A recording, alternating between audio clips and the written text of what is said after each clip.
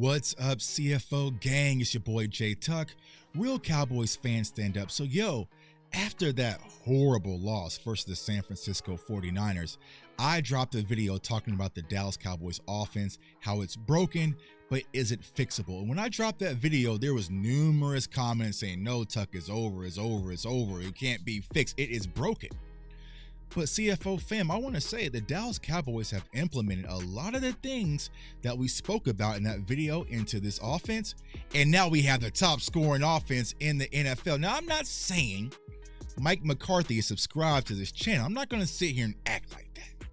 Psych, I lie. We are going to act like that. I feel like Mike McCarthy watches this channel and he implemented a lot of things that we spoke about. So what I want to do is dive into some of the details and nuances that I spoke about in the previous video to show you the updated version of what the Dallas Cowboys are doing. So let's go ahead and get into the film. But before we start, I want to say get well, Coach Mike McCarthy. He suffered from appendicitis. He's having surgery today, but he's expected to be back on Sunday because Coach is a warrior and he knows what Sunday means for this Cowboys organization. But the very first thing that I mentioned in that previous video was simply get CeeDee Lamb the ball early and get him the ball often. And you are seeing the Dallas Cowboys offense do that. They are using their playmaker number 88 to his full capacity. And what we're also seeing, something that we didn't see a lot of back when we were running that Tex Coast offense, it was kind of bland, right? But there wasn't a lot of motion. There wasn't a lot of pre-snap motion. But if you look at the Dallas Cowboys right now, they are ranked at the top of the NFL when it comes to pre-snap motion. So what they're doing is they're using a lot of that sprint motion, that push motion, even secondary motions as well, like we saw with the Miami Dolphins. And I love that Mike McCarthy just didn't sit back and say, you know what, this is my style, and let his ego get in the way. Nah, he peeked over and see what's kind of going and working across the NFL. He saw what the Miami Dolphins was doing, and he said, you know what, I am just going to copy off their homework. But make no mistakes about it, our offense will go as far as 88 will take it, and that's why you're seeing CeeDee Lamb emerge as one of the top wide receivers across the NFL, because Mike McCarthy has decided, I am going to give my playmaker the ball. Now, if we're being honest, Cowboys Nation, let's keep it a buck, right? We know under Kellen Moore, we never really got our playmakers involved, right? We'll sit back and scratch our heads saying get Amari Cooper the ball a little bit more, but we never did that. But kudos to Mike McCarthy for going out there and making a conscious effort. Now, the second thing that I mentioned, and I did this in a lot of our scouting reports, especially if you go back pre-San Francisco, was getting Brandon Cooks involved, and especially in the deep crossing routes. I feel like that's where Brandon Cooks is really going to have a lot of opportunity. And once again, you see that quick motion. In a deep crosser route, Brandon Cooks is wide open, right? So when you're able to have a speed demon and a veteran like Brandon Cooks, who's a 1,000-yard wide receiver over numerous seasons, this is his bread and butter. And when you're able to do this, it not only takes away zone coverage, because they're sitting in zone right now in Seattle, but also man coverage. And there was a soundbite from Sounds of the Sideline when Brandon Cooks came out and said to his wide receiver coach that he came to Mike McCarthy and said, there's a play that I think is going to work. I think it's going to work. And they took it to Coach McCarthy, and Coach McCarthy said, all right, let's do it. Let's put it in the playbook. And here it is right now. They put it in the playbook, but not only did they put it in the playbook, they ran it and they scored on it. So that's a testament to Mike McCarthy once again, not letting ego get in the way and understanding his playmakers. Now, another thing that I spoke about in the previous video, right, was slowing Dak Prescott down. I felt like if you watched Dak earlier on in that Tex Coast style offense, he was being sped up with his reads, right? It was kind of a 1 read, 2 read, check down. And by doing that, Dak Prescott was missing a lot of opportunities and not being able to get backside, because historically, Dak Prescott has always been a full progression passer, right? So he likes to go from the left to the right. Like, he can get through his progressions fairly quickly, right? But when you try to limit him and put the handcuffs on him, I felt like you nerfed Dak Prescott. And so I felt like after the San Francisco game, Mike McCarthy said, you know what? You got it, bro. I am going to take the handcuffs off of you. We're going to just not focus on all of the negatives and interception talk and all this, and you go out there and do what you do and go out there and be great. And that's why we're seeing an incredible uptick when it comes to the play of Dak Prescott. He is in full control of his offense, but most importantly, he's not being simplified. He can go through his progressions and let the plays come to him, which I definitely love, and Dak is playing at an MVP caliber level. But speaking of Dak Prescott, a lot of us Cowboys Nation have been asking for this, and especially post the ankle injury, is for Dak to use his legs a lot more. And San Fran did it. He was a sitting duck back there in the pocket, right? But now you're seeing the Dallas Cowboys offense use the RPO a lot more and get simple plays. This is a 4-yard game, but you're moving the chains. It doesn't have to be 20-yard gains and 20-yard runs, right? You don't have to turn Dak Prescott into Michael Vick.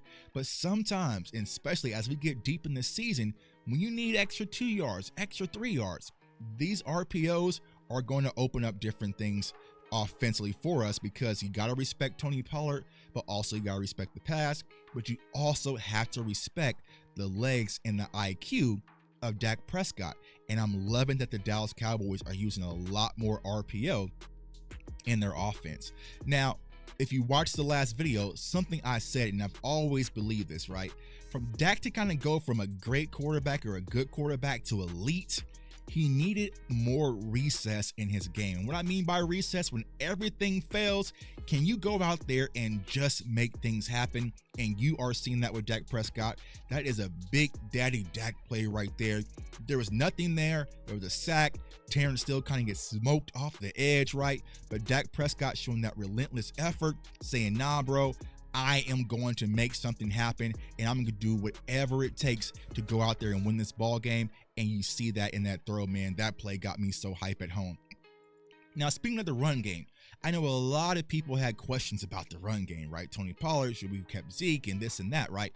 But when it comes to the run game, my main focal point was using Zeke. I'm sorry, not Zeke. I'm bringing Zeke back, right?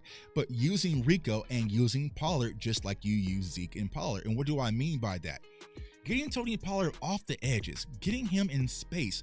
That is where Tony Pollard earns his money, is out on the edges, out on the perimeter. He's just not a bang between the tackles guy. Now, he can do it, but that's not his strong point, right? I want you to do what you're best at. And now the Cowboys are making an effort. Let's get Tony Pollard on the perimeter, right? Run those counters, run those sweeps, run those tosses, right? And have those pin and pull plays. And you let Tony Pollard get outside.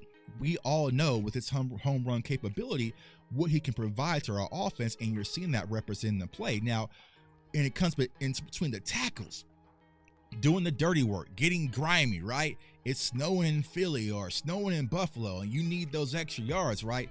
Then that's when you bring in Rico. That's when you come in with your battering ram in Rico and let him be a full force. And as you see clearly, Rico does not go down easy. He does not go down without a fight.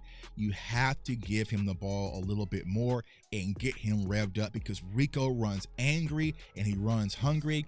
If you listen to the sounds of the sideline, even Tony Pollard sat back and said, hey, coach, let Rico get some. And when Rico comes in, he's definitely looking to eat.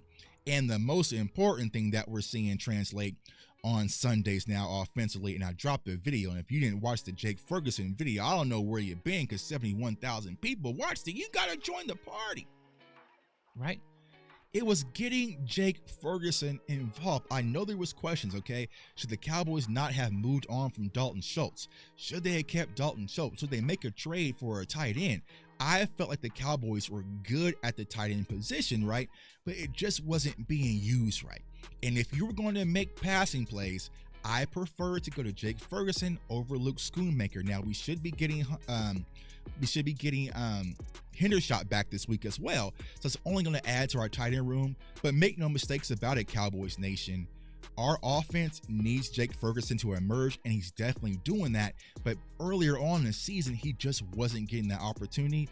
Jake Ferguson is our guy that can tack in between the seams in the middle of the field, and he opens up everything for our offense. And the Dallas Cowboys are finally getting Ferg ASAP involved, and I love it, and it's opening up everything. So those are just a few things I saw from the previous video when I went back and watched it, and I was like, yo, the Dallas Cowboys are definitely watching somebody's content, whether it's mine or somebody else's. But like I said, the most important piece, I don't care where the Cowboys get the information from.